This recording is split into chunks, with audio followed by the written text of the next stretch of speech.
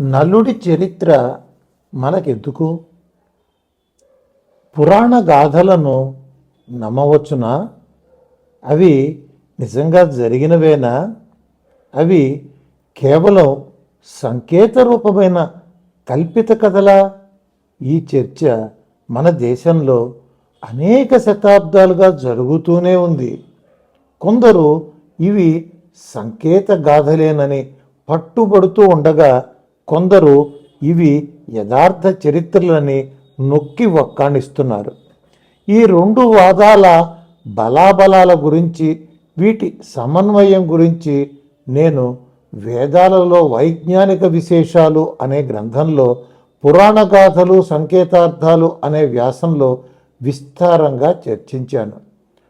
ఆ చర్చ అంతా ఇక్కడ పునరుక్తి చేయను గాని, యుగ సంధులలో జన్మించి జీవించిన విచిత్ర వ్యక్తుల యొక్క చరిత్రలనే వ్యాస మహర్షి తన పురాణాలలో ఎక్కువగా చిత్రీకరించాడని, ఆ కథా శిల్పంలో భాగంగా సంకేతార్థాలను కూడా గుప్పించాడని ఆ వ్యాసంలో నేను నిరూపించాను.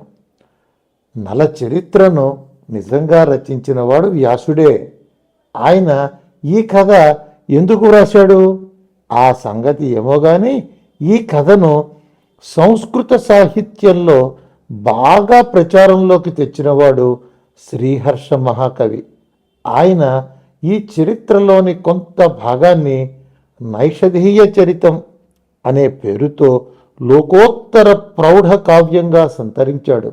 ఈయన దేవీ ఉపాసకుడు, పండితుడు కనుక ఈ కావ్యంలో అనేక మంత్ర రహస్యాలను, వేదాంత రహస్యాలను గుప్పించాడు. ఈ సంస్కృత కావ్యాన్ని శ్రీనాథ మహాకవి తెలుగు మహాకావ్యంగా అనువాదం చేస్తూ మంత్ర రహస్యాలను ప్రక్కన పెట్టి శృంగార రసానికి పట్టం కట్టాడు. వీరిద్దరికంటే ముందుగా నల చరిత్రను తెలుగు దేశానికి పరిచయం చేసినవాడు నన్నయ మహర్షి. ఈయన వ్యాస మహర్షి దోవలోనే నడుస్తూ సంగ్రహ విధానంలో సాగిపోయాడు. పూర్వ పరిశోధనలు, ఇది మనుషులు, దేవతలు, నాగజాతి వారు కలగా పులగంగా కలిసి భూలోకంలో తిరిగే రోజులలో జరిగిన కథ. అందువల్లే ఇందులోని ఘట్టాలు అనేకం నమ్మశక్యం కాకుండా ఉంటాయి. దాని వలనే ఈ సన్నివేశాలకు సంకేతార్థాలను వెతుక్కోవాలని పండితులు ఎంతో కాలంగా ఆరాటపడుతూ వచ్చారు. అలాంటి వారిలో మహోద్దండ శాస్త్ర పండితుడు శ్రీహర్ష మహాకవి కూడా ఉన్నాడు. అయితే ఆయన నిరంకుశ కవి కనుక మూల కథను ఆధారమాత్రంగా తీసుకుని తన ఉపాసనను, తన సిద్ధులను, తన పాండిత్యాన్ని దాంట్లో యథేచ్ఛంగా నిక్షేపించాడు. ఎంత లోతుగా నిక్షేపించాడంటే మల్లినాథ సూరి వంటి సుప్రసిద్ధ వ్యాఖ్యాతలచే అవి పూర్తిగా కురుకుడు పడలేదు. ఇటీవలి కాలంలో గుంటూరు శేషేంద్ర శర్మ గారు అనే తెలుగు కవి ఈ కావ్యాన్ని బాగా పరిశీలించి స్వర్ణహంస అనే పేరుతో 1964లో ఒక వ్యాసం ప్రకటించారు. ఈ గుంటూరు వారు శ్రీ విద్యా రహస్యవేత్త కావటం వల్ల వీరికి శ్రీహర్ష కావ్యంలోనూ వ్యాస పురాణంలోనూ కూడా నలచరిత్ర నిండా శ్రీ విద్యా రహస్యాలే కనిపించాయి. తత్ఫలితంగా వీరు నలుడంటే సామాన్య మానవుడని, వాడి భార్య అయిన దమయంతి సాక్షాత్తుగా శ్రీ మహా త్రిపుర సుందరి అని, ఆమె తండ్రి భీమరాజు శివుడని, నలదమయంతుల మధ్య దౌత్యం నడిపిన స్వర్ణహంస అజపా మంత్రాది దేవత అని ప్రతిపాదించారు. దీని తరువాత కొంతకాలానికి ఎంఎస్కో వారు ప్రచురించిన తెలుగు శృంగార నైషధ కావ్యానికి పీఠిక వ్రాసిన సుగృహీత నామధేయులు కవి సామ్రాట్ విశ్వనాథ సత్యనారాయణ గారు గుంటూరు వారి సిద్ధాంతాన్ని ప్రస్తావించి, దానితో ఏకీభవించక నలదమయంతులు ఇద్దరు ఉత్తమ సంస్కార సంపన్నులైన మానవ జీవులని, వారిద్దరి మధ్య దౌత్యం నడిపిన హంస శివుడేనని అంటూ హంస శివస్సోహం అనే వేదవాక్యాన్ని ఉదహరించారు. విశ్వనాథ వారు మూల చరిత్రలో గల వైచిత్ర్యాలకు వైషమ్యాలకు కూడా కొంత సమన్వయం చూపించారు. కానీ ఆయన ఆ వ్యాసంలో కావ్య పరిశీలన చేస్తున్నారు కనుక రసదృష్టితోనే ముందుకు సాగిపోయారు. కథలోని అంతఃసూత్రం ఎంత చెప్పినా వీరిద్దరూ శ్రీహర్ష శ్రీనాథ పరిశీలకులే కానీ శ్రీ వ్యాస పరిశీలకులు కాదు. అంటే వారిద్దరూ వ్యాస భారతాన్ని చూడలేదని నా ఉద్దేశం కాదు. వారి దృష్టి కేంద్రీకరణం దాని మీద లేదని మాత్రమే. ఈ కథలోని వ్యాస హృదయం అంతుపట్టాలి అంటే ఆయన ఈ కథను ఎప్పుడు చెప్పాడు, ఎవరికి చెప్పాడు, ఎందుకోసం చెప్పాడు అనే అంశాల దగ్గర నుంచి పరిశీలన ప్రారంభించాలి. పై 3 ప్రశ్నలలోనూ ఎందుకోసం చెప్పాడు అనేది మరింత ముఖ్యమైన ప్రశ్న. ఆ విషయాన్ని వ్యాస మహర్షి నలోపాఖ్యానం చివరిలో వాచ్యంగానే చెప్పాడు. ఏమనంటే కర్కోటకస్య నాగస్య దమయంత్యా నలస్య చ ఋతుపర్ణస్య రాజర్షేహే కీర్తనం కలినాశనం. అంటే నాగుడైన కర్కోటకుణ్ణి, నలుణ్ణి, దమయంతిని, రాజర్షి అయిన ఋతుపర్ణుణ్ణి కీర్తిస్తే కలిదోషాలు పోతాయి అని అర్థం. ఈ శ్లోకం ఈ ఉపాఖ్యానం మొత్తానికి సూత్రస్థానీయం. అనేక వేల సంవత్సరాలుగా ఈ దేశంలోని పెద్దలకు ఇది నిత్య స్మరణీయ మంత్రం. ఇటీవలి కాలంలో పోయింది కానీ పూర్వకాలంలో ఈ శ్లోకాన్ని అన్ని వర్ణాల వారు ప్రతిరోజు స్మరిస్తూ ఉండేవారు. ఇంతటి గొప్పతనం ఉన్న ఈ శ్లోకంలో కనిపించేవన్నీ వైరుధ్యాలే. ఈ నల చరిత్ర జరిగింది కృతయుగంలో, దీన్ని వ్యాసుడు రచించింది ద్వాపర యుగంలో. ఇది పోగొట్టేది మాత్రం కలిదోషాలను. ఇది ఒక వైరుధ్యం. దీనిలో వైరుధ్యం ఏముంది అంటారా? కలియుగం ఇంకా ప్రవేశించక ముందు ఒక మహర్షి వచ్చి ధర్మరాజుకు ఈ కథ చెప్పవలసిన పని ఏమి వచ్చింది? అందుకే ఇది వైరుధ్యం అంటున్నాను. దీన్ని తర్వాత పరిశీలిద్దాం. ఈ కథకు నాయకులు దమయంతి, నలులు. ప్రతి నాయకుడు కలిపురుషుడు. నలుడికి కొద్దిగా సహాయం చేసినవాడు కర్కోటకుడనే నాగుడు. ఆ నలుడికే కొద్ది రోజుల పాటు ఆశ్రయం ఇచ్చినవాడు ఋతుపర్ణ మహారాజు. వీరిలో అత్యంత ప్రధానులైన నలదమయంతులను త్రోసిరాజని కర్కోటకుడికి కలి సంహారకులలో ప్రథమ స్థానం ఇవ్వటమేమిటి? పైగా కర్కోటకుడనే పేరే క్రూరత్వానికి ప్రతినిధి. అదీకాక శ్రీమద్ భాగవతంలో కలిపురుషుడికి సహాయం చేసింది ఇతడే. ఇలాంటి వాణ్ణి కలి సంహారకుడు అనవచ్చునా? అందులోనూ ప్రథమ స్థానం ఇవ్వవచ్చునా? ఇదొక వైరుధ్యం. ఇక కథలో ఎంత మాత్రమూ ప్రాధాన్యం లేనివాడు ఋతుపర్ణ మహారాజు. ఈ విషయం అర్థం కావాలంటే రేఖామాత్రంగానైనా నలకథను చెప్పుకోక తప్పదు. కథా సంగ్రహం. నలుడు నిషధ దేశపు రాజు. ఇతడు వీరుడు, ధర్మాత్ముడు, అశ్వహృదయ విద్యావేత్త. కానీ జూదమంటే వ్యసనం అధికం. ఇతనికి అనుకోకుండా ఒక దేవలోక హంసతో స్నేహం కుదిరింది. ఆ హంస ఇతనికి దమయంతి అనే సుందరాంగి గురించి పరిచయం చేసింది. దమయంతి విదర్భ రాజపుత్రి. ఈమె తండ్రి అయిన భీమ మహారాజు ఈమె కోసం స్వయంవరం ఏర్పాటు చేశాడు. దానికోసమై నలచక్రవర్తి ప్రయాణమై వెళుతూ ఉండగా దారిలో ఇంద్రాది దిక్పాలక దేవతలు కనిపించి, మేము కూడా దమయంతి స్వయంవరానికే వెళుతున్నాము. మేము నీకు తిరస్కరణి అనే రహస్య విద్యను ఉపదేశిస్తాము. దీనివల్ల నువ్వు ఇతరులకు కనపడకుండా ఎక్కడికైనా పోగలుగుతావు. దీని సహాయంతో నువ్వు దమయంతి అంతఃపురంలోకి వెళ్ళి ఆమెతో మాట్లాడి స్వయంవర సమయంలో ఆమె మాలో ఒకరిని వరించేటట్లుగా ఒప్పించు అని ఆజ్ఞాపించారు. నలుడు తన గోడు చెప్పుకున్నా దేవతలు వినలేదు. నలుడు వారి ఆజ్ఞను తిరస్కరించలేక వారు చెప్పినట్లే చేశాడు. గాని దమయంతి మాత్రం నాకు దేవహంస చెప్పింది, నేను నలుణ్ణే వరిస్తాను అని ఖరాఖండిగా చెప్పేసింది. నలుడు వచ్చి దేవతలకు ఆ విషయం చెప్పాడు. స్వయంవరం ప్రారంభమైంది. ఆ సభలో అసలు నలుడితో పాటు మరో 4 నలచక్రవర్తులు కనిపించారు. ఇది దేవతల బాయ్యేనని గుర్తించిన దమయంతి దేవతలను ప్రార్థించగా వారు ప్రసన్నులై తమ రూపాలను ధరించి నలదమయంతుల్ని ఆశీర్వదించి వెళ్ళిపోయారు.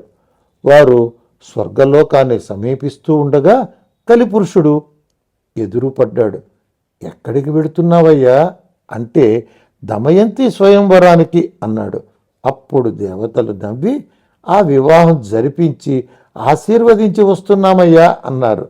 దానికి కలిపురుషుడు మండిపడి ఆ నలదమయంతుల్ని విడదీస్తాను, నలుణ్ణి భ్రష్టు పట్టిస్తాను అని పగబట్టి భూలోకానికి వచ్చి 12 సంవత్సరాలు కాపలా కాచి చివరికి ఏదో సందు చూసుకుని నలుడిలో ప్రవేశించాడు. దానికి ఫలితంగా నలుడు తన సోదరుడైన పుష్కరుడితో జూదమాడి జూదపు మత్తులో తన రాజ్యమంతా కోల్పోయి అడవుల పాలయ్యాడు. దమయంతి మాత్రం ఎంత చెప్పినా వినకుండా భర్త వెంట అడవికి నడిచింది. అడవిలో ఆకలికి తట్టుకోలేక నలమహారాజు కొన్ని పక్షులను పట్టుకుందామనే ఆశతో తను కట్టుకున్న ధోవతిని వలగా విసిరాడు. ఆ పక్షులు పంచెతో సహా ఆకాశంలోకి ఎగిరిపోయాయి.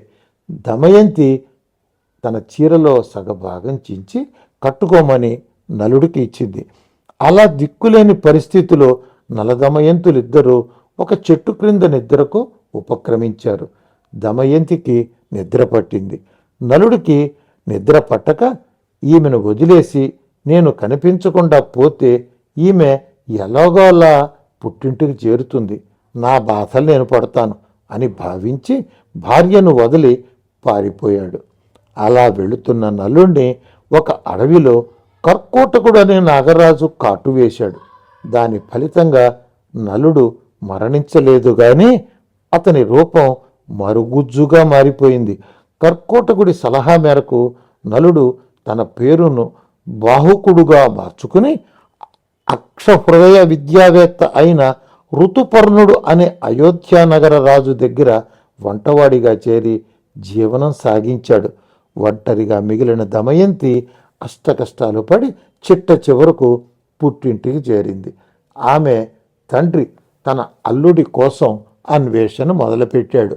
దానిలో భాగంగా దమయంతికి 2వ స్వయంవరం ఏర్పాటు చేశాం రండి అనే వార్తను ఋతుపర్ణుడికి పంపారు. అయోధ్య నుంచి విదర్భకు పోవాలి, ఒక్కరోజే సమయం ఉంది, ఎలాగా అని ఋతుపర్ణుడు ఆలోచిస్తూ ఉంటే వంటవాడైన బాహుకుడు వచ్చి తనకు గుర్రాలను తోలటం కూడా వచ్చునని, ఒక్క రోజులోనే విదర్భకు చేర్చగలనని చెప్పాడు. రాజు సరేనన్నాడు. వారిద్దరూ వెళుతూ ఉండగా ఒక విచిత్రం జరిగి బాహుక ఋతుపర్ణులు అశ్వహృదయ అక్ష హృదయ విద్యలను ఒకరికొకరు ఇచ్చిపుచ్చుకున్నారు. ఈ విద్యల ప్రభావం వల్ల, కర్కోటకుడి విష ప్రభావం వల్ల నలుణ్ణి ఆవహించి ఉన్న కలిపురుషుడు ఇక తట్టుకోలేక బయటకు వచ్చి నలుడిని విడిచి వెళ్ళిపోయాడు. తీరా విదర్భకు పోయి చూస్తే అక్కడ స్వయంవర ప్రయత్నమే లేదు. దమయంతి బాహుకుణ్ణి తెలివిగా పరీక్షించి నలుడేనని గుర్తుపట్టింది. నలుడికి రూపం మారినా దమయంతికి నలుడి మీది ఆ అనురాగం మారలేదు. నలుడు కర్కోటకుణ్ణి స్మరించగానే అతడి అసలు రూపం అతడికి వచ్చేసింది. నలదమయంతులు మళ్ళీ కలిశారు. నలుడు పుష్కరుడి మీదకి దండెత్తి మళ్ళీ రాజ్యాన్ని పొందాడు. కథ చివరికి సుఖాంతమైంది. ఇన్ని మెలికలు, ఇంత పొడుగు ఉన్న ఈ కథలో దమయంతీదేవి తప్ప చెప్పుకోదగినంత గొప్పవారు ఎవరైనా కనిపిస్తున్నారా? దమయంతి భర్తతో అడవులకు నడిచింది, పస్తులు పడుకుంది, సగం చీర చింపి భర్తకు ఇచ్చింది. భర్త తనను మోసగించి పారిపోతే మళ్ళీ భర్త దొరికేదాకా అదే సగం చీరతో జీవితమంతా గడిపింది. ఇంత గొప్ప పాతివ్రత్య దీక్ష పురాణ వనితల్లో ఈమెకు తప్ప మరొకరికి లేదేమో.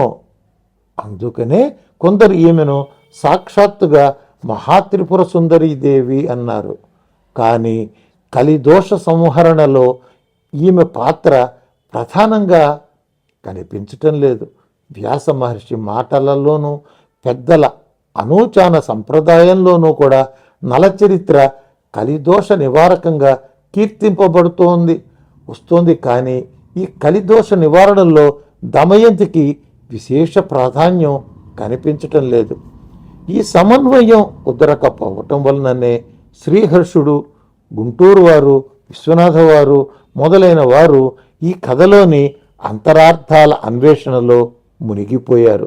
ఆ ప్రయత్నంలో వారు నల దమయంతి స్వర్ణహంసలను పట్టుకున్నారే కానీ కర్కోటకుణ్ణి ఋతుపర్ణుణ్ణి పట్టించుకోలేదు. వ్యాస మహర్షి ఏమో నలచరిత్ర సూత్ర శ్లోకంలో కర్కోటకస్య నాగస్య అంటూ కర్కోటకుడికే ప్రథమ స్థానం ఇచ్చాడు. ఇతడి ప్రస్తావనలోని వైరుధ్యాల గురించి వ్యాస ప్రారంభంలోనే మనం చర్చించుకున్నాం. ఉపక్రమోప సంహారాలు. ఈ వైరుధ్యాలన్నీ తీరి ఈ కథలో వ్యాస మహర్షి దాచి ఉంచిన వ్యాస ఘట్టాలను భేదించాలంటే మనం మూల భారతంలోని కథా ప్రారంభం నుంచి అన్వేషణ ప్రారంభించాలి. పాండవులు అరణ్యవాసం చేస్తూ ఉండగా అర్జునుడు పాశుపతాస్త్ర సంపాదన కోసం తపోవనాలకు వెళ్ళినప్పుడు ధర్మరాజాదులు అర్జునుడి కోసం దిగులు పడుతూ మాట్లాడుకుంటున్నారు. అప్పుడు భీముడు ధర్మరాజుతో చాలా వాగ్వాదం చేశాడు.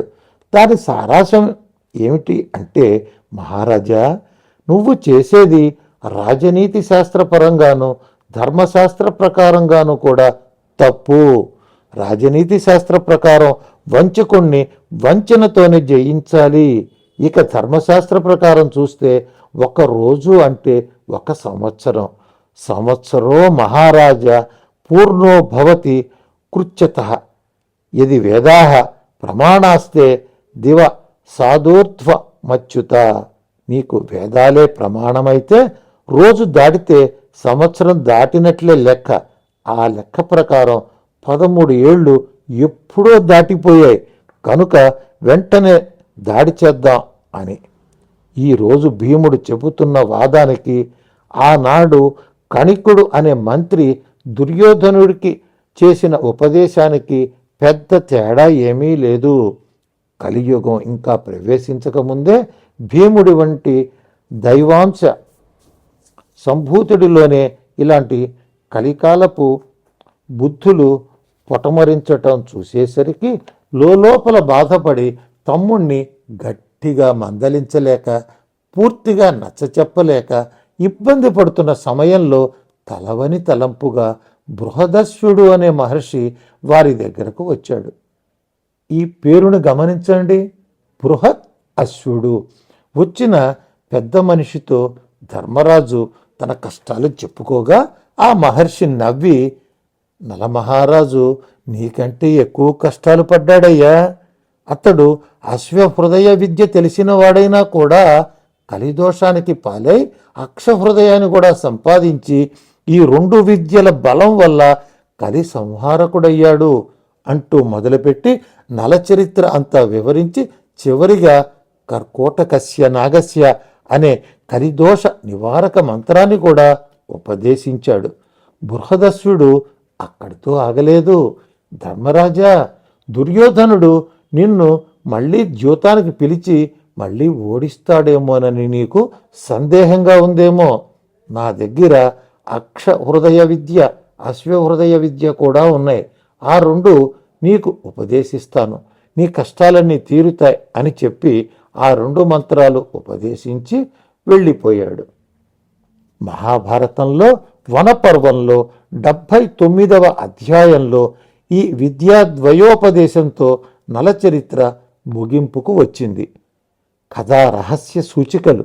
ఇప్పుడు ఉపక్రమోపసంహారాలను సమన్వయించి చూడండి. ధర్మరాజు భీముడిలోని కలిదోషాలను చూసి బాధపడుతూ ఉన్నాడు. ఆ సమయంలో అక్కడికి బృహదస్వ మహర్షి వచ్చాడు. ఉపనిషత్ పరిభాషలో బృహత్ అంటే పరబ్రహ్మ, అశ్వము అంటే ఇంద్రియము. ఇంద్రియాణి హయనాహు కఠోపనిషత్తు. పర బ్రహ్మమయమైన ఇంద్రియాలు కలవాడు బృహదశ్వుడు. ఈ మహర్షి వచ్చి ఉపదేశించిన విద్యల పేర్లు అక్షహృదయము మరియు అశ్వహృదయము.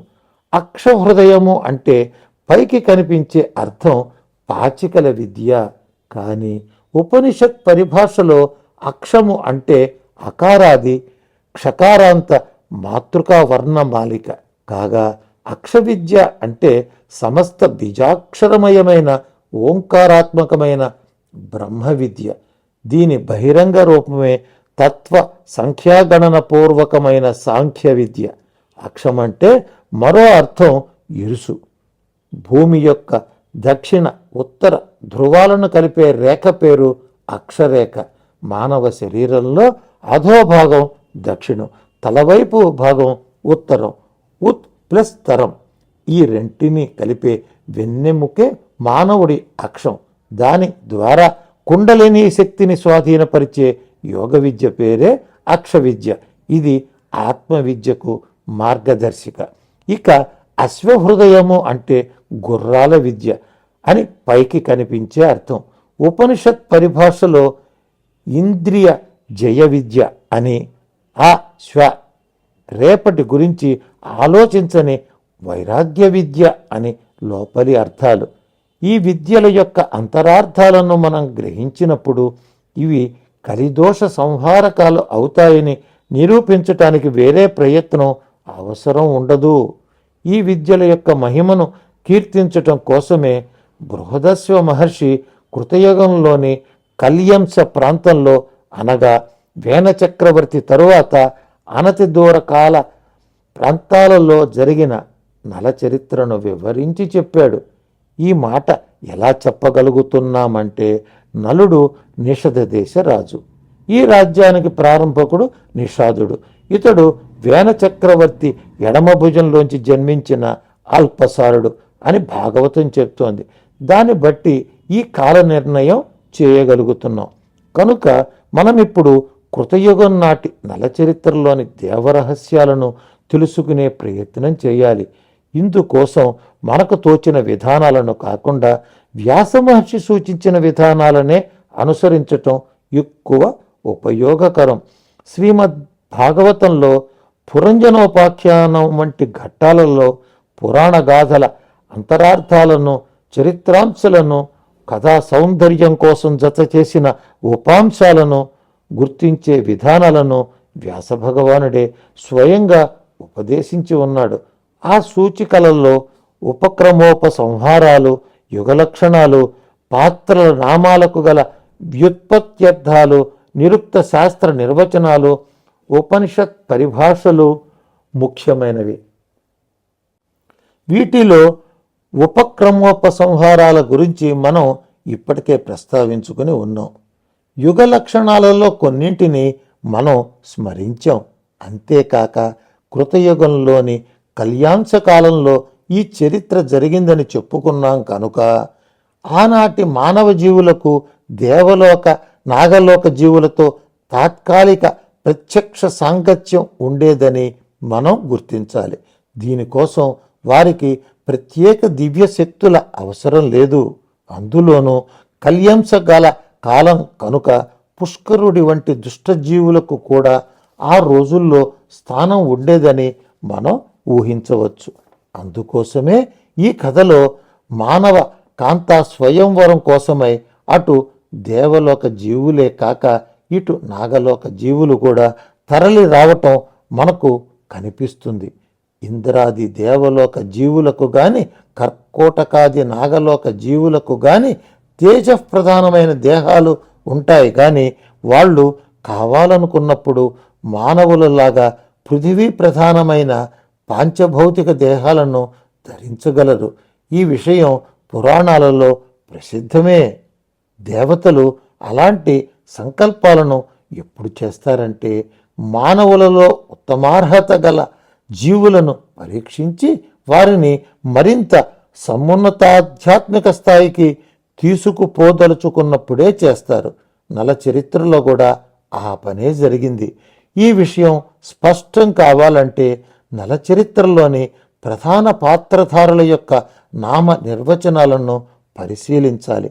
నలనామ నిర్వచనం. వీరిలో సర్వప్రధానుడు నలుడు. నల శబ్దానికి అనేక రకాలైన నిర్వచనాలు ఉన్నాయి. విచిత్రం ఏమిటంటే అవన్నీ నల చరిత్రతో అన్వయిస్తున్నాయి. ఉదాహరణకు నలుడంటే ఎవరో కాదు, నరుడే.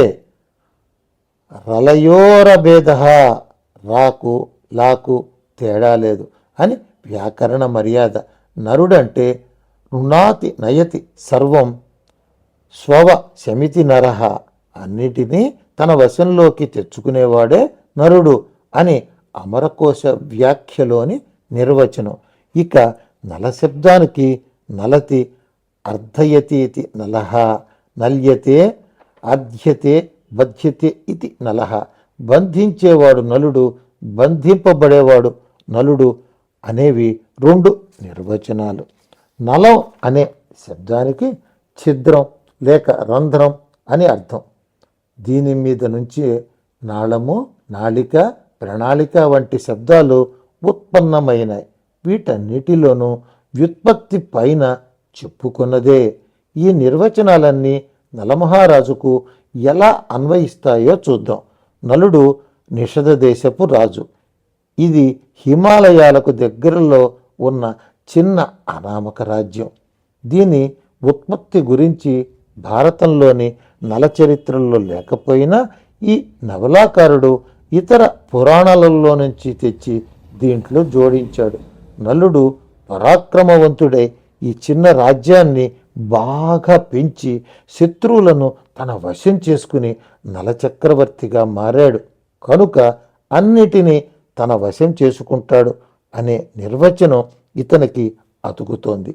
అదీకాక నరుడు నారాయణాంశ సంభూతుడు కనుక నలనామకుడైన నరుడిలో నారాయణాంశ విశేషంగా ఉందనే సూచనను కూడా ఈ నిర్వచనం మనకు అందిస్తోంది. రెండవ నిర్వచనం బంధించేవాడు, బంధింపబడేవాడు అని రెండు అర్థాలు చెబుతోంది. నలుడు హంసను బంధించాడు, కలిచేత కర్కోటకుడి చేత బంధింపబడ్డాడు. అదీకాక ఎంత ఉత్తముడైన ఆత్మజ్ఞాని కాదు కనుక అజ్ఞాన బంధంలో చిక్కుకునే ఉన్నాడు. మూడవ నిర్వచనం రంధ్రం కలవాడు అని చెప్తోంది. నలుడిలో గల ప్రధాన రంధ్రం ద్యూత ప్రీతే. దానివల్లే ఇతడు కలిపురుషుడికి లొంగిపోయాడు. ఈ విషయాన్ని నొక్కి చెప్పటం కోసమే వ్యాస భగవానుడు కథా ప్రారంభంలోనే నలుణ్ణి ఒక పక్క పొగుడుతూనే అక్షప్రియ సత్యవాది మహాన్ అక్షౌహిణీపతి, అంటే నలుడికి పాచికలంటే మోజు, అతడు సత్యవాది, గొప్పవాడు, అక్షౌహిణీ సేనకు అధిపతి అన్నాడు. ఈ శ్లోకంలో అక్ష శబ్దాన్ని 2 సార్లు వాడటాన్ని మనం గమనించకుండా ఉండకూడదు. అక్షాలంటే పాచికలు, అక్షాలు అంటే ఇంద్రియాలు, అక్షాలంటే సేనా విభాగాలు. ఇవన్నీ వ్యసనాలకు మార్గాలే. ఇవే నలుడిలోని రంధ్రాలు. ఈ రాజుకి బలము బలహీనత కూడా అశ్వవిద్యే. ఈ విషయాన్ని కూడా వ్యాస మహర్షి కథా ప్రారంభంలోనే చొప్పించేశాడు. ఉపపన్నో గుణై రిష్టై రూపవాన్ అశ్వకో విధ, ప్రజలకు ప్రియమైన గుణాలు కలవాడు, అందగాడు, అశ్వవిద్యలో ఆరితేరినవాడు అని. అశ్వవిద్యను గురించిన చర్చ దగ్గరకు తర్వాత వద్దాం. కాగా నలుడు ఐహికంగానూ ఆధ్యాత్మికంగానూ కూడా ఎంతో ఉన్నత జీవి అయినా కూడా మానవ సహజమైన రంధ్రాలు అతడికి ఉన్నాయి. కాకపోతే అవి కూడా సద్గుణాలంత ప్రబలంగానే ఉన్నాయి అని పై 3 నిర్వచనాలు సూచిస్తున్నాయి. దమయంతి నామ నిర్వచనం. ఇక కథలోని రెండవ ప్రధాన పాత్ర దమయంతి. దమయతి నిగృహ్ణాతి ఇది దమయంతి. నిగ్రహించే శక్తే దమయంతి అనే నిర్వచనం. దానికి తగ్గట్టే వ్యాస మహర్షి ఆమె చరిత్రను దమ శబ్దంతో నింపివేశాడు. ఆమె దేశం పేరు విదర్భ, విశేషమైన దర్భలు కలది, యజ్ఞాలు కలది అని అర్థం.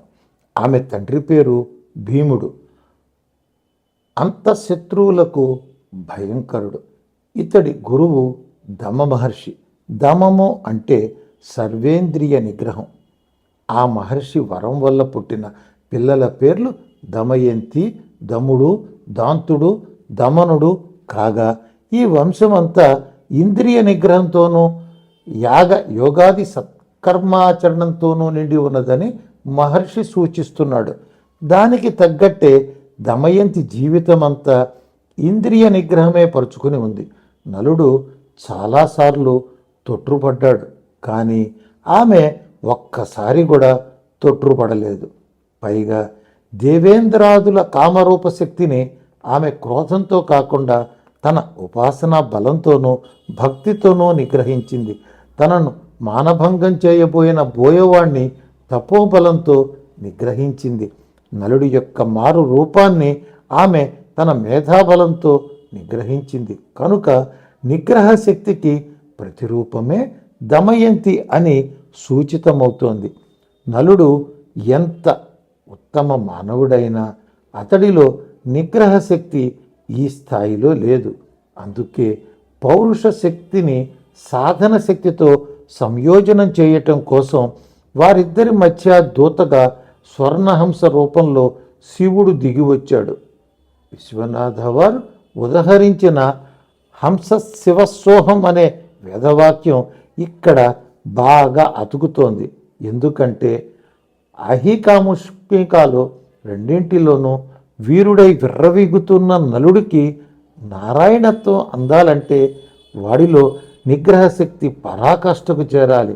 ఆ శక్తిని ప్రసాదించగల సత్తా శివుడికి ఒక్కడికే ఉంది. 3 కళ్ళు పెట్టుకొని కూడా ప్రళయ సమయం దాకా మాధ్యకంటిని తెరవకుండా ఉండగల నిగ్రహ శక్తి ఆయనకే ఉంది. అందుకే ఆయన నరశక్తికి దమన శక్తికి సంయోజకుడై నలదమయంతుల మధ్యలో రాయబారం చేశాడు. శివుడు హంస రూపంలోనే ఎందుకు రావాలి? ఇంద్రియ నిగ్రహ శక్తి నిత్యానిత్య వస్తు వివేకం ద్వారా మాత్రమే సుస్థిరమై వికసిస్తుంది. ఆ వివాకానికి దగ్గర దారి అజప గాయత్రి విద్య. ఈమెకే మరో పేరు హంస విద్య. అది కాక నిగ్రహ శక్తికి మూల స్తంభం ఆత్మానాత్మ వివేకం. ఇది నేర క్షీర వివేకతుల్యం. దీనికి ప్రతినిధి హంస. ఈ హంస కూడా శివస్వరూపమే. జ్ఞానం మహేశ్వరాదిచ్చేత్ అని ఆర్యోక్తి కదా. అందుకే శివుడు హంసగా దిగివచ్చాడు. ఇక్కడ గుంటూరు వారి సమన్వయం అతుకుతోంది. హంసకు స్వర్ణత్వం ఎందుకు? ఈశ్వరుడు నీలలోహితుడు, నలుపు ఎరుపు కలిసినవాడు, అర్ధనారీశ్వరుడు. ఆ రూపం సూర్యమండలం కంటే అధికమైన తేజస్సు గలది. తేజస్సుకు ప్రతిరూపం స్వర్ణం. అందుకే నలచరిత్రలోని హంస స్వర్ణహంస. ఇక నలదమయంతులు ఇద్దరు సౌందర్య రాసులు. మొదలైన విషయాలన్నీ కవులకు ప్రియమైన కథా సౌందర్యం కోసం వచ్చి చేరినవేనని పురంజనోపాఖ్యాన సూత్రం ద్వారా మనం గ్రహించవచ్చు. కానీ ఈ కథలో నల సౌందర్యానికి మరో ప్రయోజనం ఉంది. దాన్ని బాహుక ఘట్టంలో చెప్పుకుందాం. నరశక్తి దమశక్తి స్వరూపులైన నలదమయంతులు శివానుగ్రహంతో కలవబోతున్నారు. కనుకనే వీరిద్దరిని పరీక్షించి చూడవలసిన బాధ్యత దేవేంద్రుడి మీద పడ్డది. దేవేంద్రుడి ఉద్యోగమే అది. ఈ రహస్యం గ్రహించని కువిమర్శకులు ఆయనను అసూయాపరుడిగా చిత్రీకరిస్తూ ఉంటారు.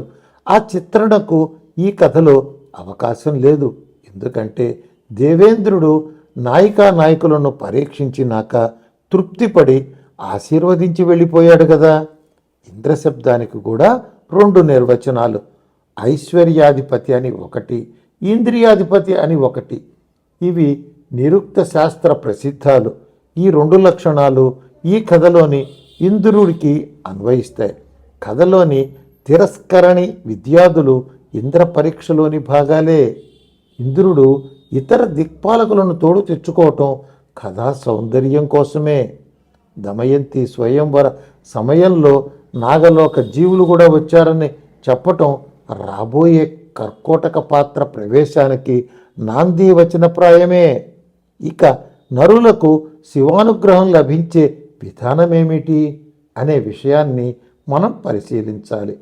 ఆచార్యవాన్ పురుషో వేద, గురువు ఉన్నవాడికి జ్ఞానం లభిస్తుంది అని ఛాందోగ్యోపనిషత్తు శాసిస్తోంది. ఈ విషయాన్ని స్కాంద పురాణంలోని గురుగీత బాగా వివరించి చెబుతోంది. ఆ గీత శ్రీ గురు శివ ఏవ సహ, ఆ శివుడే ఈ గురువు, ఈ గురువే ఆ శివుడు అని సూత్రీకరిస్తోంది. ఇక్కడ శివుడంటే ఇష్టదేవతే. మన కథలో దమయంతికి సూటిగా గురువు లేకపోయినా ఆమె తండ్రి యొక్క గురువైన దమ మహర్షే ఆమెకు ప్రథమ గురువుగా పనిచేశాడు. అదీకాక స్త్రీలకు భర్తే ప్రధాన గురువని శాస్త్రం నిర్దేశిస్తోంది. దమయంతి ఈ సూత్రాన్ని తన జీవితంలో 100కి 100 పాళ్ళు ఆచరణలో పెట్టింది. కర్కోటక పద నిర్వచనం. మరి నరుడైన నలుడికి గురువెవరు? ఈ ప్రశ్నకు కథలో సూటిగా సమాధానం దొరకదు. కానీ శిష్యుణ్ణి విషమ పరీక్షలకు గురి చేసి చివరికి తత్వ విద్యా ప్రదానం చేసేవాడే గురువు అనే లక్షణాన్ని తీసుకుంటే నలుడికి గురుస్థానీయుడు కర్కోటకుడే అనక తప్పదు. ఈ మాట మింగుడు పడటం చాలామందికి కష్టంగా ఉంటుందని నాకు తెలుసు. ఎందుకంటే కర్కోటక శబ్దం క్రూరత్వానికి ప్రతినిధి అని, కర్కోటకుడు కలి ప్రోత్సాహకుడని ఈ వ్యాస ప్రారంభంలోనే మనం చెప్పుకొని ఉన్నాం. కానీ పురాణాలలోని రహస్యం ఏమిటంటే కద్రువ పుత్రులైన కాద్రవేయులు అనగా నాగజాతి వారు అందరూ దుర్మార్గులు కాదు. అనంతుడు, శేషుడు, కర్కోటకుడు వంటి సన్మార్గులు కూడా ఉన్నారు. కాకపోతే శమీకపుత్రుడి శాపబలం వల్ల కర్కోటక నాగేంద్రుడు పరవశుడై కలిపురుషుడికి దోహదం చేయవలసి వచ్చింది. దానివల్లే క్రూరుడనే నీలాపనింద కర్కోటకుడి నెత్తి మీద పడింది. అది ఎప్పుడో ద్వాపర యుగాంతంలో జరగబోతున్న కథ. మనం ప్రస్తుతం కృతయుగంలోని నలచరిత్రలో ఉన్నామని మనం మర్చిపోకూడదు. అందుకే ఆ అపప్రదను మర్చిపోయి కర్కోటక శబ్ద నిర్వచనంలోకి వెళ్ళాలి. కర్కోటక శబ్దంలో కర్క అట అని 2 విభాగాలు ఉన్నాయి. అందులో కర్క శబ్దానికి కరోతి కౌతుకం ఇతి కర్కః, ఉబలాటాన్ని కలిగించేది అని లిగాభట్టీయ నిర్వచనం. కరోతి ఆదిష్టం పాలయతి ఇతి కర్కః, చెప్పింది చేసేవాడు అని శబ్దకల్పద్రుమ నిర్వచనం. కర్కం కంటక మయత్వాత్ కఠోరం అటతి ప్రాప్నోతి తద్రూపతయా కాయతి ప్రకాశతే ఇది కర్కోటః. బిల్వవృక్ష.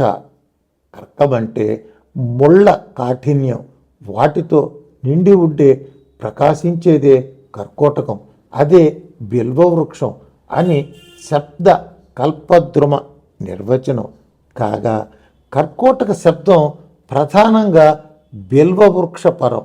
దీనిలో ఉబలాటాన్ని కలిగించే గుణము, ముళ్లతో పొడిచే గుణము, శివ ప్రియత్వ గుణము, శ్రీదేవి నివాసత్వ గుణము అన్నీ కలిసి ఉన్నాయి. ఈ పేరునే కద్రుమాత తన కొడుకుకి పెట్టుకుంది. శివప్రియుడు, శివుడికి ప్రతినిధి కనుకనే కర్కోటకుడు నలుడికి గురువు కావటం కోసం పాతాళ నుంచి పైకి రావలసి వచ్చింది. ఇది కూడా శివాజ్ఞకు ఫలితమేనని మనం ఊహించవలసి ఉంది. కథలో కర్కోటకుడి యొక్క గురుత్వాన్ని గురించిన విషయం ఏది ప్రస్ఫుటంగా లేని మాట నిజమే. కానీ పరోక్షంగా వ్యాస మహర్షి ఆ సూచన చేయనే చేశాడు. అడవిలో అగ్నిజ్వాలలో చిక్కుకొని ఉన్న కర్కోటకుడు నలుణ్ణి చూసి, రాజా, నేను నాగరాజుని. ఒకప్పుడు నేను నారద మహర్షిని కాటువేశాను. దానికి ఆయన కోపగించి కదలకుండా పడి ఉండమని నన్ను శపించాడు. నలుడనేవాడు నీ దగ్గరకు వచ్చినప్పుడు నీ శాపం తీరుతుందని కూడా చెప్పాడు. కనుక నన్ను రక్షించు అన్నాడు. నారం జ్ఞానం దదాతీతి నారద. జ్ఞానాన్నిచ్చేవాడే నారదుడు అనే నిర్వచనం సుప్రసిద్ధం. వాల్మీకి మహర్షి దగ్గర నుంచి త్యాగరాజస్వామి దాకా ఉత్తమ సాధకులందరికీ వెంటపడి జ్ఞానోపదేశం చేసిన జగద్గురువు నారదుడని కూడా పురాణవేత్తలకు తెలుసు. అలాంటి మహాగురువును కర్కోటకుడు కాటువేశాడు. ఆ తరువాత అతడే నలుణ్ణి కాటువేశాడు. ఆ కాటు వల్లే నలుణ్ణి ఆవహించి ఉన్న కలిపురుషుడు ఎండకు నల్లి మాడినట్లు మాడి బయటకు వచ్చేశాడు. కలి ఎప్పుడు వదులుతాడు? మనిషికి జ్ఞానం కలిగితేనే వదులుతాడు. కనుక కర్కోటకుడి కాటు అంటే మారేడు ముళ్ళు కాటు వంటిది అన్నమాట. ముచ్యంతే కంటకేభ్యోహి మానవాహ. మారేడు ముళ్ళు గుచ్చుకుంటే మానవులకు సంసారపు ముళ్ళు తొలగిపోతాయి అని బిల్వాష్టోత్తర శతస్తోత్రం కీర్తిస్తోంది. కాగా జ్ఞాన గర్భ లేశం వల్ల కర్కోటకుడు నారదుడికే కాటు వేయబోయాడు. అంటే జ్ఞానోపదేశం చేయబోయాడు అన్నమాట. అందుకే ఆయన కర్కోటకుణ్ణి కదలకుండా పడి ఉండమన్నాడు. ఏ గత్యర్థాహ తే జ్ఞానార్థాహ. కదలికను చెప్పే శబ్దాలన్నీ జ్ఞానాన్ని కూడా చెబుతాయి అని వ్యాకరణ మర్యాద. కాగా కదలకుండా పడి ఉండటం అంటే జ్ఞానం లేకుండా పడి ఉండటమే. అలా ఉన్నాడు గనుకనే కర్కోటకుడు గురువు కాగలిగాడు. ఏదో ఒక కర్మ శేష లేశం చేత శాశ్వత నిర్వికల్ప సమాధిలో ఉండటం కుదరని వారే గురువులు కాగలుగుతారని, పరిపూర్ణ జ్ఞాన నిష్ట గలవారు లోక వ్యవహారంలోనికి రానే రారు గనక వారు శిష్యోపదేశ కృత్యాన్ని కూడా చేపట్టరని వేదాంత గ్రంథాలలో స్పష్టంగా చెప్పనే చెప్పారు. యోగ వాసిష్టం వంటి గ్రంథాలలో ఈ విషయాలు మరింత వివరంగా ఉన్నాయి. కర్కోటకుడు జ్ఞాననిష్ట గలవాడని, ఆ నిష్ట శాపం వల్ల తాత్కాలికంగా నిరుద్ధమైందని మూల కథలో ఎక్కడుంది? కథలో లేదు, కథాంతంలోని సూత్ర శ్లోకంలో ఉంది. అక్కడ కర్కోటకస్య నాగస్య అని ఉంది. అంటే కర్కోటకుడికి నాగుడు అనే విశేషణం వేయబడింది. నాగాద్యాహ పుంసి శ్రేష్టార్థవాచకా. వ్యాఘ్రము, సింహము, నాగము వంటి పదాలు శ్రేష్టత్వాన్ని చెబుతాయి అని అమరకోశం. కనుక కర్కోటకుడు శ్రేష్ఠుడు. ఆధ్యాత్మ విద్యలో గురువే శ్రేష్ఠుడు. గురుశబ్దం కూడా శ్రేష్టవాచకమే కదా. గమల్ గతో కదలుట అనే ధాతువు నుంచి గహ అంటే కదిలేవాడు అనే ఉపపదం ఏర్పడుతోంది. గత్యర్థకాలన్నీ జ్ఞానార్థకాలు గనుక గహ అంటే జ్ఞాని. దాని మించి నా గచ్చతీతి అగహ కదలనివాడు అగుడు అనే రూపం వచ్చింది. దీని మించి నా అగహ నాగహ కదలనివాడు కానివాడు నాగుడు అనే రూపం వచ్చింది. నా అభాగ నాభాగ అన్నట్లు ఈ పదానికి పాము, పర్వత జన్యము, ఏనుగు, సీసము వంటి అర్థాలు ఉన్నాయి. ఇక్కడ కదలుట అనే పదానికి జ్ఞానము అనే అర్థాన్ని తీసుకుంటే, నాగహ అనే పదానికి జ్ఞానం లేనివాడు కానివాడు అనే అర్థం వస్తుంది. నలుడి ప్రథమ దర్శన సమయంలో కర్కోటకుడి పరిస్థితి అదే. అతడు కదలిక లేనివాడు కాదు, కానీ కదలకుండా పడి ఉన్నాడు. జ్ఞానం లేనివాడు కాదు, కానీ అజ్ఞానిలాగా ఉన్నాడు. అతడు స్వయంగా శ్రేష్ఠుడు. అందుకే అతడు నాగుడు. అందుకే అతడు గురుస్థానీయుడు. అందుకే కర్కోటకస్య నాగస్య అనే కలి నివారక మంత్రంలో అతడికి ప్రప్రథమ స్థానం లభించింది. ఆ శ్లోకానికి అంత ప్రాధాన్యం ఇవ్వాలా? వ్యాస రచనలోనూ ఇతర మహర్షుల రచనల్లోనూ ఉపక్రమోపసంహారాలలో గల శ్లోకాలకు అనేక నిగూఢార్థాలు అంతర్లీనంగా ఉండటం పండితులకు తెలిసిన విషయమే. ఉదాహరణకు సప్తశతీ గ్రంథంలోని ప్రథమ శ్లోకంలో సావర్ణి సూర్యతనయ అంటూ కథా ప్రస్తావనే బయటకు కనిపిస్తున్నా దానిలో దేవి నవార్ణ మహా మంత్రోద్ధారం ఉంది. సుందరకాండ ప్రారంభంలోని తతో రావణ నితాయా శ్లోకంలో అనేక మంత్ర రహస్యాలున్నాయని వ్యాఖ్యాతలు నిగ్గు తేల్చారు. అలాగే కర్కోటకస్య నాగస్య శ్లోకంలో కూడా ప్రతి పదము మంత్రాత్మకమే, పరిపూర్ణ భావగర్భితమే. కనుకనే ఆ శ్లోకానికి అంత ప్రాధాన్యం ఇవ్వక తప్పదు. ఋతుపర్ణుడి రాజర్షిత్వం. అలా అయితే ఈ శ్లోకంలో నాయకులైన దమయంతి నలులకు ఏ విశేషణము వేయకుండా కర్కోటకుడికి ఋతుపర్ణుడికి మాత్రమే ఎందుకు వేశారు? అందులోనూ ఋతుపర్ణస్య రాజర్షేహే అంటూ అనామకుడైన ఋతుపర్ణుణ్ణి రాజర్షిగా కీర్తించటంలో ఔచిత్యమేమిటి? కథలో ఆ రాజుకు ఏ రకమైన ప్రాధాన్యము కనిపించటం లేదు కదా అని ఆలోచిస్తున్నారా? ఇది తెలియాలంటే కర్కోటకుడు నలుడికి ఏమి ఉపదేశం చేశాడో పరిశీలించాలి. కర్కోటకుడు నలుడికి కొత్తగా ఏమీ ఉపదేశించలేడు. కానీ అతడికి తీవ్ర తాపాన్ని, విరూపత్వాన్ని కలిగించటం వంటి ప్రక్రియల ద్వారా అతడిలో గల నలత్వాన్ని అనగా రంధ్ర సహితత్వాన్ని తొలగించి అనగా కలిపురుషుణ్ణి బయటకు గెంటేసి అతడిని అంతర్గతంగా ప్రక్షాళన చేసి పరిశుద్ధుణ్ణి చేశాడు.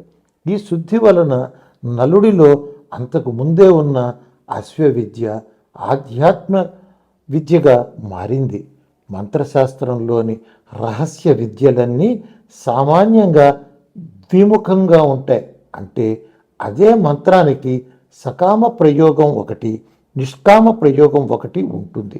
గురువులు సకామ విద్యా రహస్యాలను బయట పెట్టినంత సులభంగా నిష్కామ విద్యా రహస్యాలను బయట పెట్టరు. దానికి కారణం ఏమిటంటే శిష్యుడిలో సరి అయిన అర్హత రాకముందే వాటిని బయటపెట్టిన ఉపయోగం రవ్వంత కూడా ఉండదు. అందుకే పాశుపద మహావిద్యను కూడా సంపాదించిన మహామంత్రవేత్త అయిన అర్జునుడికి కూడా 90 ఏళ్ల స్నేహం తర్వాత కానీ శ్రీకృష్ణ భగవానుడు నిష్కామ కర్మ యోగోపదేశం చేయలేదు. ఇక్కడ నలుడి పూర్వ గురువు ఎవరో తెలియదు కానీ ఆయన వద్ద నుంచి పొందిన అశ్వవిద్యను నలుడు యుద్ధోపయోగి అయిన సకామ విద్యగానే వినియోగించుకుంటూ వస్తున్నాడు. బాహుక రూపంలో ఋతుపర్ణుడి పంచన పడి ఉన్న నలుడు తీవ్ర పరితాపానికి గురి అయి ఆత్మ పరిశీలన చేసుకుంటున్న రోజులలో నలుడిలోని సకామమైన అశ్వహృదయ విద్య క్రమంగా నిష్కామాశ్వ విద్యగా వికాసం చెందింది. ఈ వికాసం కర్కోటకుడి పుణ్యమే.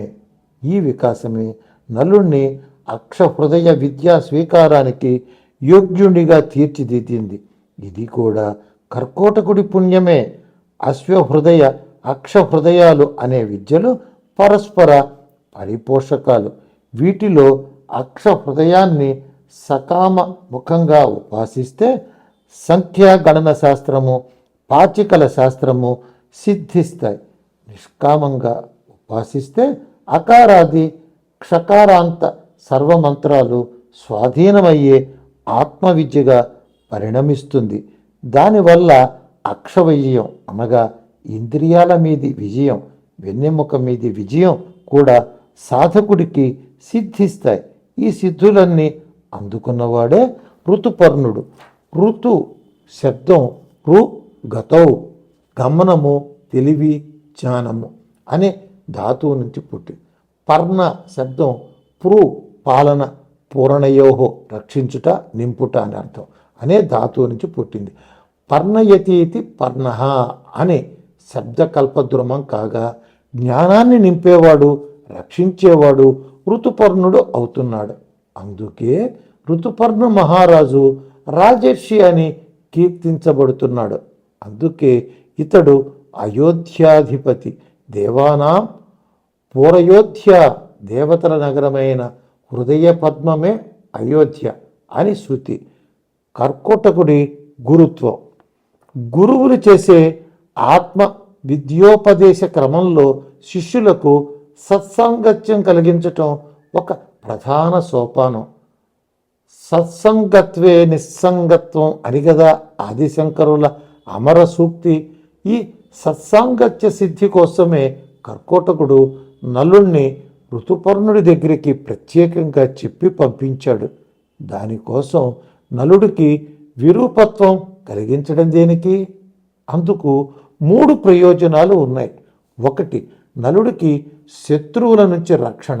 2, నలుడికి గల సౌందర్య గర్భ పరిహారం. నలుడు వికృతమైన బాహుక రూపంలో ఉన్నా కూడా దమయంతి అతడిని ప్రేమిస్తూనే ఉందనే విషయాన్ని నలుడు ద్వితీయ స్వయంవర ప్రసక్తి సందర్భంలో గుర్తించాడు. దీనివల్ల తన శారీరక సౌందర్యానికి గల విలువ ఏమిటో నలుడికి బాగా తెలిసి వచ్చి అతడి సౌందర్య గర్వం పూర్తిగా బూడిద అయిపోయింది. దానితో పాటు దమయంతి యొక్క నిస్వార్థ ప్రేమ భావన ముందు తన ప్రేమ ఎంత నిస్సారంగా ఉందో కూడా అర్థమైంది. 3, ఒకే జీవితంలో ఒకే వ్యక్తికి 2 వేరు వేరు శరీరాలు లభిస్తే ఆ వ్యక్తికి నేను ఈ శరీరాన్ని కాను అనే జ్ఞానం ఎవ్వరూ చెప్పకుండానే వస్తుంది. దానితో పాటు అయితే నేనెవరు అనే విచారణ కూడా ప్రారంభమవుతుంది. ఇవన్నీ ఆధ్యాత్మ విద్యలో క్రమసోపానాలే. నలుడికి ఇవన్నీ కర్కోటకుడు పెట్టిన భిక్షలే. ఈ భిక్షలు నలుడిలో సరిగా జీర్ణం కావటానికి సహకారం చేసింది ఋతుపర్ణ సాంగత్యమే.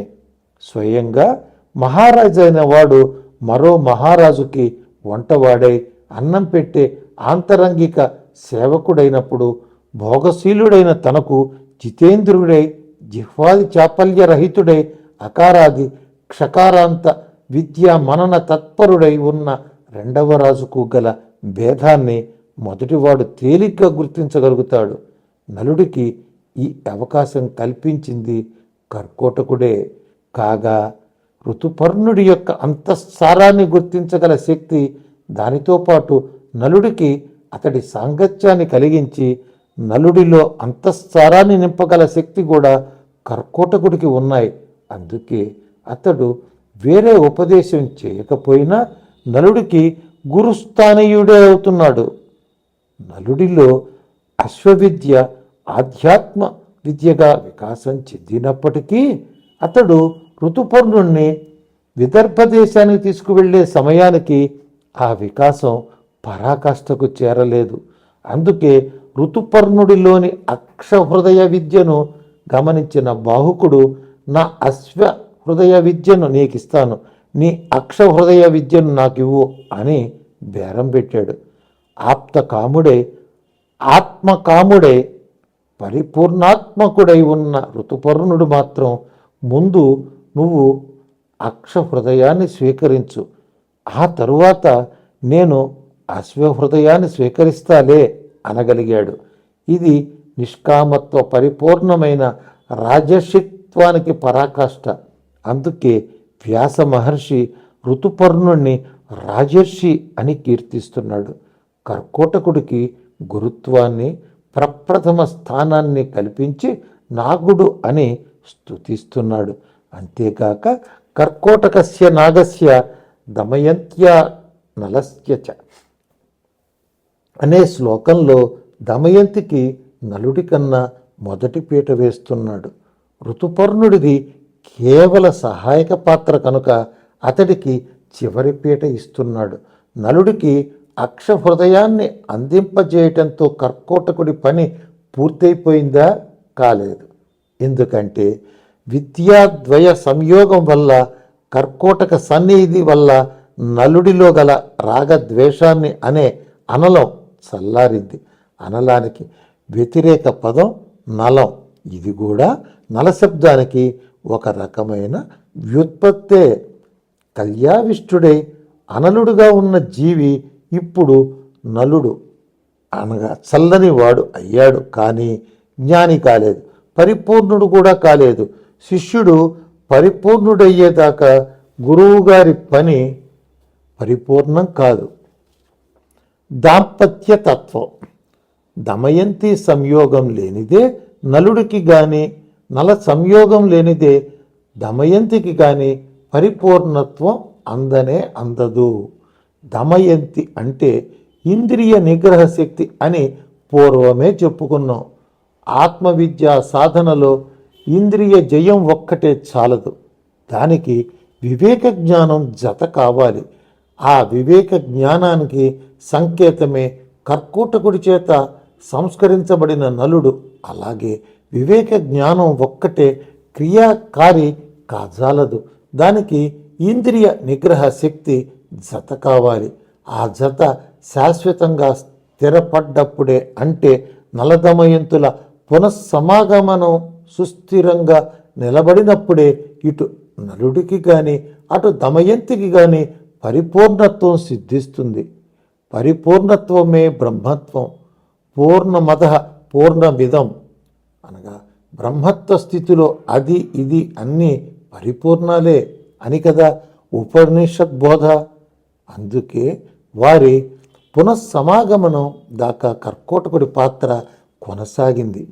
దమయంతి దేవి బాహుకుడిని చూడకముందే అనుమానించి చూసినాక రూపం వేరుగా ఉన్నా సరే ఇతడు నలుడే అని గుర్తించటంలో ఎంత వివేకయుక్తంగా ప్రవర్తించిందో నలచరిత్రలోని ఘట్టాలు మనకు నిరూపిస్తాయి. కనుక దమయంతికి వివేకలేశం సహజంగానే ఉంది. విద్య ద్వయ సంపన్నుడైన నలుడి సాంగత్యంతో అది ఆత్మానాత్మ వివేకంగా పరిణమించవలసి ఉంది. ఇలాంటి యోగ్యత ఈ దంపతులకు ఉందో లేదో పరిశీలించేందుకోసమే దేవేంద్రుడు మానవకాంత వ్యామోహ వ్యాజంతో భూమికి దిగివచ్చాడు. యోగ్యత ఉన్నది కనుకనే వీరిద్దరి మధ్య దౌత్యం నెరపిన హంసరూపి అయిన శివుడు, అజపా విద్యారూపిణి అయిన జగన్మాత ఇద్దరు కలిసి తమ ఇద్దరి సంయోగాత్మకమైన బిల్వవృక్షం యొక్క గుణ సంపదతో జన్మించిన కర్కోటక నాగుణ్ణి గురువుగా పంపి ఈ దంపతుల పునఃసమాగమానికి తద్వారా వారిద్దరి పరిపూర్ణత సిద్ధికి బాటలు పరిచారు. ఆదిత్యవర్ణే తపసోధి జాతో వనస్పతిస్తవ వృక్షోధ బిల్వ. సూర్యమండల తేజోరూపిణి జగదంబ, నీ తపస్సు వల్ల జన్మించిన వనాధిరాజైన బిల్వ వృక్షం నీ సొంత వృక్షం అని శ్రీ సూక్తం. శ్రీదేవి అంటే శ్రీమాతే. శివుడి బిల్వ స్వరూపత్వానికి, బిల్వ ప్రియత్వానికి వేరే ప్రమాణాలు వెతుక్కోవలసిన పని లేదు. కనుక బిల్వ వృక్షం అర్ధనారీశ్వరాత్మకం. తత్స నామధేయుడు కర్కోటకుడు. భర్త అయిన నలుడి ద్వారా దమయంతి కూడా ఇతడే గురువు కాగా మొత్తం మీద తేలింది ఏమిటంటే నలదమయంతులు అనేవారు యోగ్యులైన మానవ దంపతులు. కనుకనే వీరి పరిపూర్ణతా సిద్ధి పరస్పరాధీనం. ఈ విషయాన్ని దత్తపురాణం శిల్ప సుందరంగా చెప్పింది. ఎలాగంటే మానస సృష్టి చేసి చేసి అలసిపోయిన బ్రహ్మదేవుడు తన సృష్టి ప్రక్రియను స్వయం చాలితయంత్ర క్రియగా మార్చదలుచుకున్నాడు. దానికోసం ఆయన తన శరీరాన్ని నిలువున 2 చీలికలుగా చీల్చుకున్నాడు. ఆ చీలికలలో కుడి ముక్క పేరు మనువు, మనస్సే ప్రధానంగా గలవాడు, ఇతడు పురుషుడు.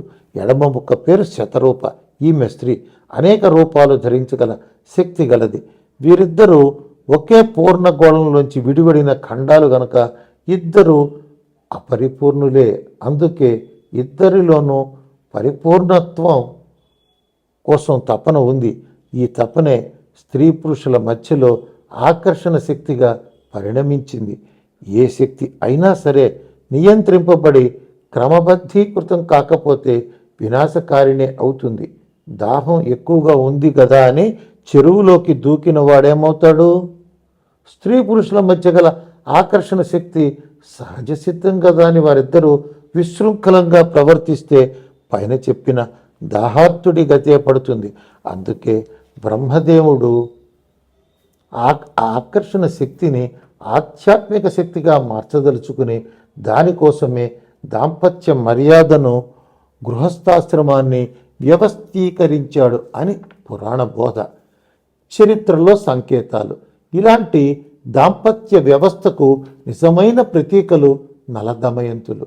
ఇలాంటి వారిలో అనుకోని చిత్రాలు మిగిలిపోయి అనుకోని యోగ విఘ్నాలు దాపురిస్తే ఏమి చేయాలి?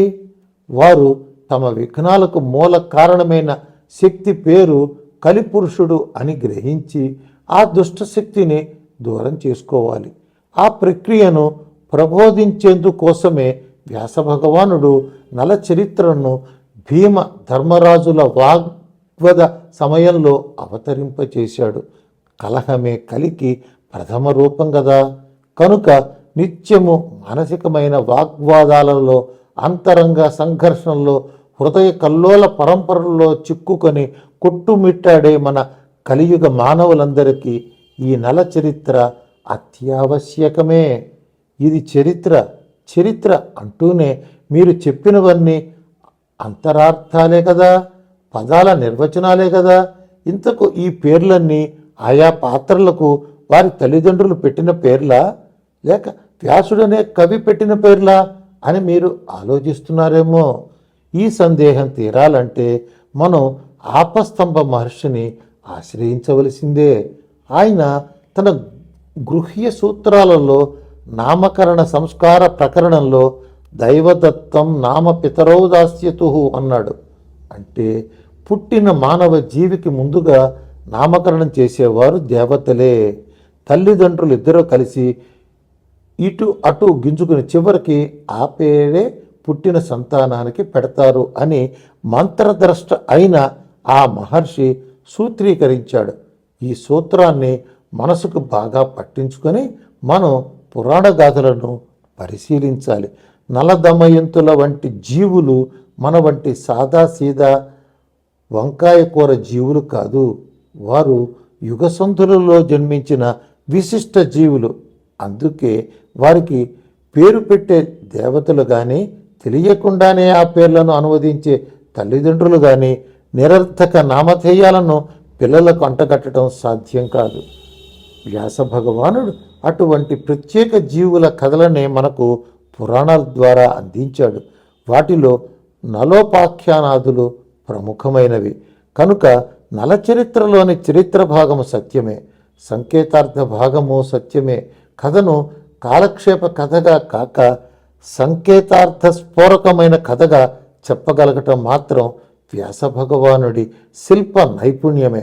కనుకనే నలచరిత్రకు ఫలితాంశ రూపంగా అక్షహృదయ, అశ్వహృదయ విద్యాద్వయాన్ని వ్యాస మహర్షి చెప్పాడు. దీన్ని బట్టి ఈ కథలో గల కీలకాంశాన్ని మనం ఆ విద్యలలో వెతుక్కోవాలి. కథ పాత్రలలో కాదు.